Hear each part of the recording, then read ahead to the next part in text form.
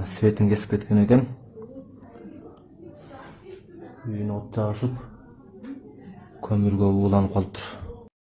21 февралда Таласта иске уланып, 2 адам каза тапты. Түн ичинде жүз берген кырсык бир үй бүлөдөн эне баланы алып, 2 баланы оор акыбалда ооруканага жаткырды. Учурда 12 жаштагы бала эсине келип, 4 жаштагы кыз дале өзүнө келе электиги айтылууда. Каргашалы окуяга аталган үй бүлөнүн электр жарыгын электриктер өчүрүп кеткени башкы себеп болгон. Анткени алар электр жарыгынан 2483 сом карыз болушкан. Жыйынтыгында үй кожойкеси үйдү жылытуу үчүн чакага от жагууга аргасыз болгон. Bir үй бүлө кыргызстанды жакшыбы? Не болорун билесизби? Мен мындай болорун билем. Баска кезде койчу. Түндүк электр ишканасы бул боюнча бизге маалымат берүүдөн эмнегедир баш тартты. Бирок башка массалык маалымат каражаттарына аталган үй бүлө 2018-жылдын июнь айынан бери карыздарын төлөбөй улам кийинке жылдырып келгенин билдиришкен. 2 адамдын өмүрүн алган электр жарыгы үчүн төлөнүүчү 2483 сом бул тармактагы алешемдикти ачыктады. Анткени элдин басымдуу бөлүгү электр энергиясына киргизилген чектөөлөргө каршы. Ушуну көмүр менен жылытабыз үйдө. Анан көйлө өтө суук болуп кеткен убакта мына электрический маганы кошобуз.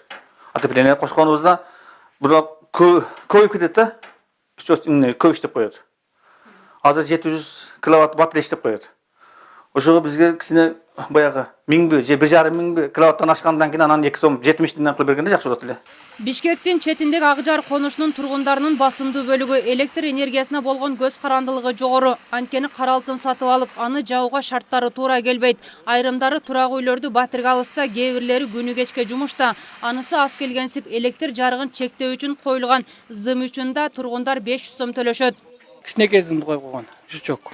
Ай мен бул үйдө жашасам, балдарым келип бул үйдө жашагандан токпечкен сайып иштейт да бул үйдө. Паровой жок да. Анан кийин ушундан кийин нагрузка болуп иштеп атат. Нан жабат, үтүк иштетет, ошондо нагрузка болот да. Электр өзгө эле оңдоп береби же кандай? Электрике заявление иштейбиз, анан келип чыгып оңдоп берет.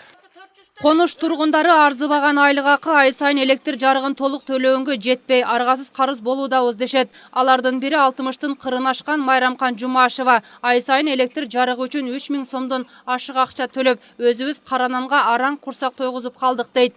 Акжарда основной бала чакасы көптөр, коробка тергендер, тачки тарткандар жашайбыз. Бүт эле. Араң күнүгө эшекте иштейбиз, 200-300гө иштеп келебиз. Жегени каранан, нан, чай эле.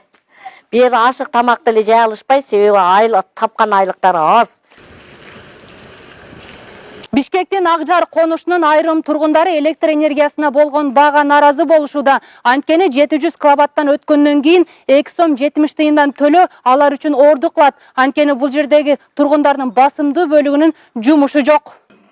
Учурда жөнөкөй кардарлар 700 киловатт саатка чейин 70 тыйындан, ал эми 700 киловатт сааттан ашыкча пайдаланса 2 сом 16 тыйындан төлөшсө өндүрүштүк абоненттер андан да жогору баада төлөйт. Бирок мындай төлөм үчүн киргизилген энергетиктердин методикасы айрым адистердин купулуна толбойт.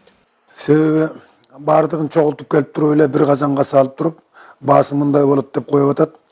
Менимче ушул эмени өзгөртүш керек го. Ар бир компаниянын баягы энергиянын баасын өздүк наркын чыгарыш керек да. Мисалы үчүн ТЭЦтики канча, ГЭСтердин баасы канча, транспортировканы канча, элге бөлүштүрүп берүүнү канча, ушулардын бардыгын чыгарып келип эметсе, менимче ар кайсы региондордо ар кандай баа болуш керек. Энергетика тармагындагы өксүктөр электр мамычаларды, чубалгыларды турак үйлөргө киргизүүдөн башталат. Ал эми акылдуу эсептегич болсо, карызы бар жарандын турмуш шартына карабайт. Кезегинде Кыргызстандын энергетика тармагын тейлеген Эргеш Төрөбаев болсо, акылдуу эсептегич элдин капчыгын кагып жатканын айтат. Протектив станция келгенден кийин 3 гана күн срок берет. 3 күндөн кийин уже начисление кылынат да. Ал эми сразу эле ошо күнү же 3 күн ичинде төлөш кээ бир адамдардын мүмкүнчүлүгү жок. Ошолор эске алынган эмес. Мындайын алганда жөнөкөй элге каршы нерсе, каршы счётчиктер коюлган деп эсептейм. Энергетик мындан сырткары электр жарыгынын 1 киловатт саатын 1 сомдон кылууну да сунуштап, бул бардык тараптар үчүн ыңгайлуу болоорун кошумчалайт. Ал эми быйыл Токтогул суу сактагычындагы суунун көлөмү 15 миллиард куб метрди түзүп, сууга болгон көз карандылык азырынча жок.